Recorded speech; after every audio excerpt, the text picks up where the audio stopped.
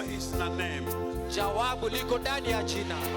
And the solution is Jesus. Naye suluhu ni Yesu.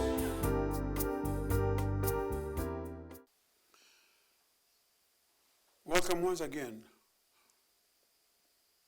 Today I have a very special message from the book of Isaiah, the prophet of God, Isaiah, a major prophet, even allowed to become a messianic prophet. He had this to say, chapter 40, verse 28. I'm reading up to verse 31. Have you not known? Have you not heard? The everlasting God, the Lord, the creator of the ends of the earth, neither faints nor is weary. His understanding is unsearchable. He gives power to the weak. And to those who have no might, he increases strength.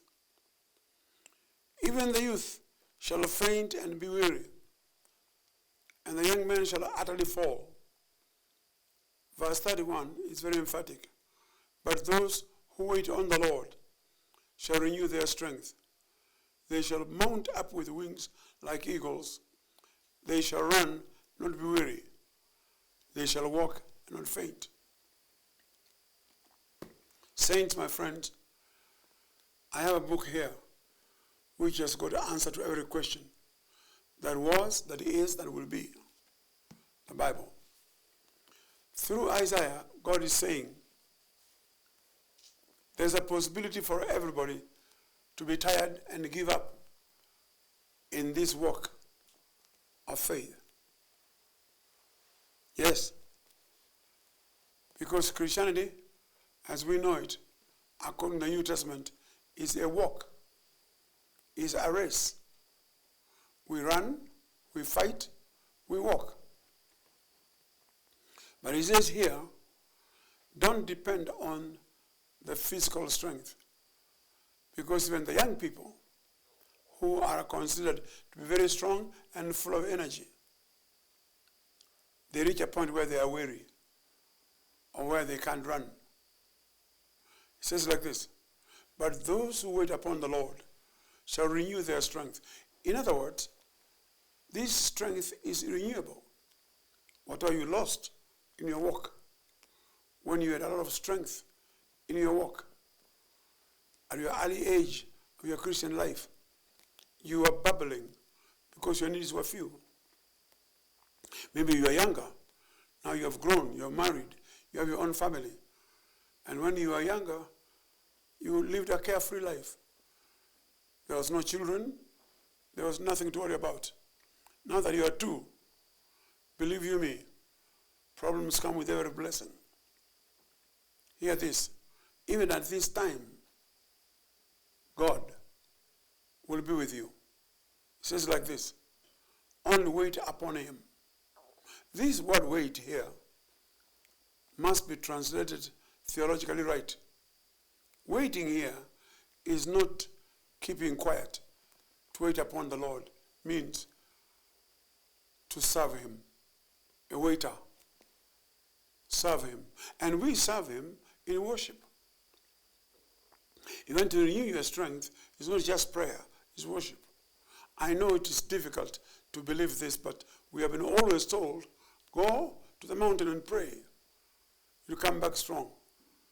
And the more the mountain we go to pray, the weaker we become. But I'll tell you this, for you to add your strength in your Christian life, waiting upon the Lord is to serve him. And serving him is not preaching. No. Truly, I'm called the servant of God, yes. But preaching is not serving only. Waiting upon God is to worship him. Like a waiter. You go to a restaurant and somebody is there to wait for you. A waiter. You sit down in his starehe and there's a waiter who's serving you. Wait upon the Lord. Learn to wait upon the Lord. Learn to serve him. Alone. Sometimes we wait until Sunday, then we go to worship. But when you're alone, when no one is near you to encourage you, and where there is no preacher or pastor tell you to lift your hands and serve God. No. You will find time by yourself. Discipline yourself. Find time. Kneel down, stand, or lie down, or sit. Lift up your hands to the Lord.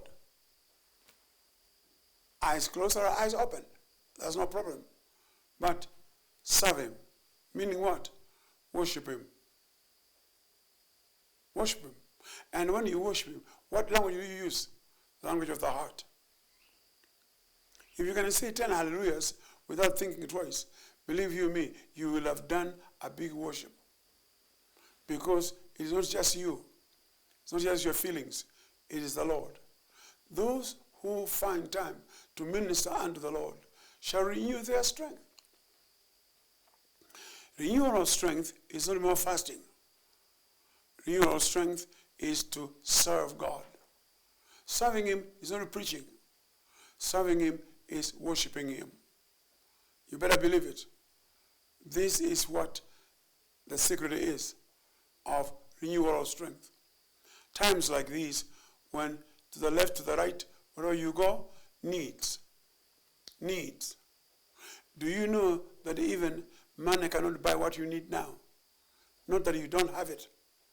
You may have it a lot, but what will it do? How can it buy you peace? How can it buy you love? How can it buy you hope? In fact, the more you have, the more hopeless you become. Because you discover that money is not the answer. It doesn't buy everything.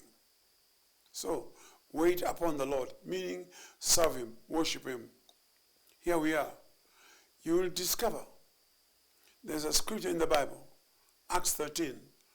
There were prophets and teachers in Antioch. And their names are written there.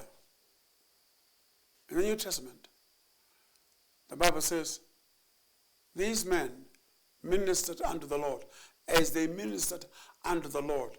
What is that ministering unto the Lord? That's the same thing, serving him, worshiping him. There comes a time when the preaching must stop. Preachers are very tired. And I want to appeal to you if you are seeing this. You are very tired. This time, preaching more is not the answer. Wait upon the Lord. Move back and worship. Lift up your hands and your voice and give him the glory and adoration. Simply discipline yourself to adore him. Tell him how good he is to you. How wonderful he is. Tell him. Even the word thanks is an offering. But many of our people don't say, thank you, Jesus. They find it very difficult because we are not taught as children to say thank you. Even at school, we are not taught to say thank you. Now we come to God, we are born again, spirit-filled, given life to live, but we can't say thank you because of the human being inside who is very proud, who can't say thank you. Because thanks means something has been done, so thanks. Even if he doesn't do anything for me now, he doesn't give me all I want. I have learned the secret of thanking him for me. I am the thing he has made. And that makes me the happiest man around. I can't envy anybody because I am whom I am by the grace of God. May God bless you as you ponder on these things that I've just given you from my heart and from the Bible. Here we go. Bible is active. Bible is true. Release that word in your heart by speaking it. You are with me. You are Emmanuel. I will fear no evil. What the TV says, what the news say, what the printing say, what men say, believe you me, the Bible has got the answer. Even if it is negative. He will not hide any good thing from you. You are his. God bless you indeed. Amen.